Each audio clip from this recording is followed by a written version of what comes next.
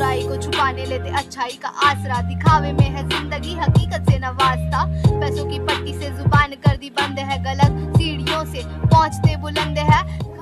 एक लड़की होना आसान नहीं होता, तो एक मिसाल बनकर खड़ा होना है इन लोगों के लिए कि ये लोग भी कुछ करें। क्या है शिकायतें हैं रब से, इनायतें न माने, आदतें हैं बागी, इजाजतें न जाने, सहूलतें हैं काफी है राहतें न माने, हो ख्वाहिशें न पूरी ये लालचे ही जाने। आओ छान लो धारावी से गोवंडी तक, गवाही देगी तुमको सुनी पड़ी हर सड़क के बांधी लोगों ने कितनी उम्मीदें आज तक, जो टूटा देखा सबने इसमें नहीं कोई शक। हाँ पूछती निगाहें कह दे सारे राज, कदम उठाने लगे वो जो बैठे खाली हाथ, बहुत कर लिया अफसोस अब नई शुरुआत, अभी तो जारी है, अभी तो जारी है, शुरुआतें हैं अभी और किस्सा अभी बाकी है, अभी तो जारी है, अभी तो। मैं जब 6th में थी तब से ही मैं लिखती हूँ अपने जज्बात, कभी डायरी में तो कभी शायरी में।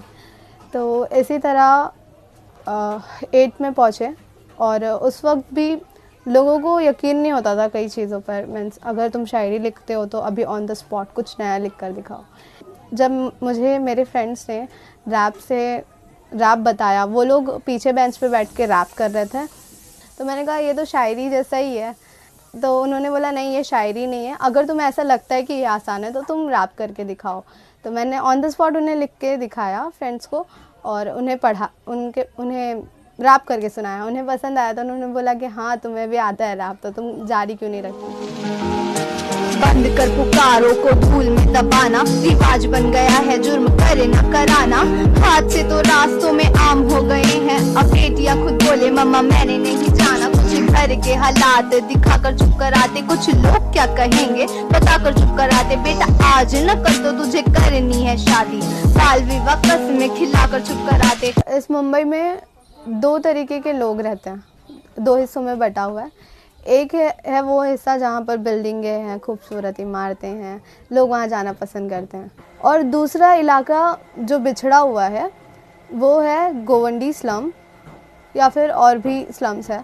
मुंबई में जो 2 हिस्सा है वो दोनों ऊपर नीचे क्यों है, दोनों बराबर क्यों नहीं हो सकता।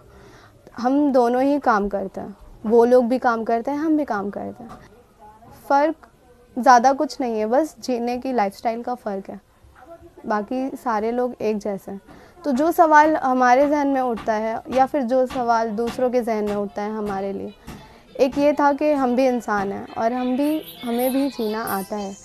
2 चीजें साथ, एक हकीकत एक ख्वाहिश, इसके अलावा कुछ भी पता नहीं आज इस जेब है खाली पर निगाहों में आतिश, मजे मौसम के पूछो जिनके घर में होती बारिश, अंधेरा घर रास्ते और जिंदगी में हादसे, अनजान साथ लेकिन दूर सच्चे वास्ते, जीवन में होता नहीं कुछ भी बिना बात के, गीत अधूरा अगर बिगड़े हुए साज है।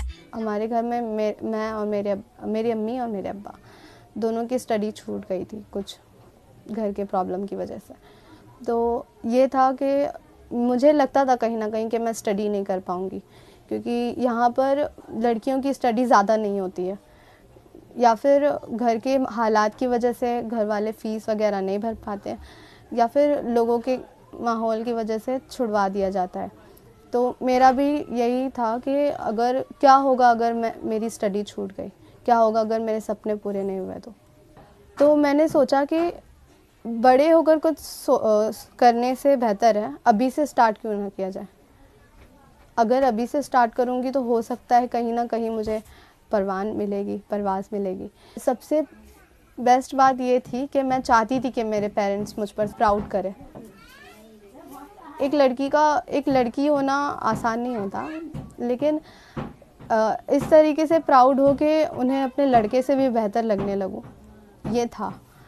तो एक मिसाल बनकर खड़ा होना है इन लोगों के लिए कि ये लोग भी कुछ करें अपने लिए, अपने घर वालों के लिए, ना कि नाउम्मीदी रखकर हमेशा की तरह रह जाए।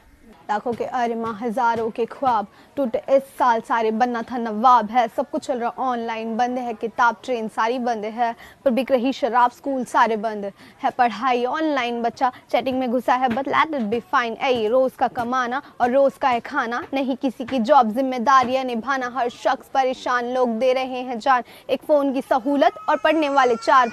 रही बात हिजाब की, तो हर धर्म का अलग अलग होता है, लोग उसकी इज़्ज़त करते हैं।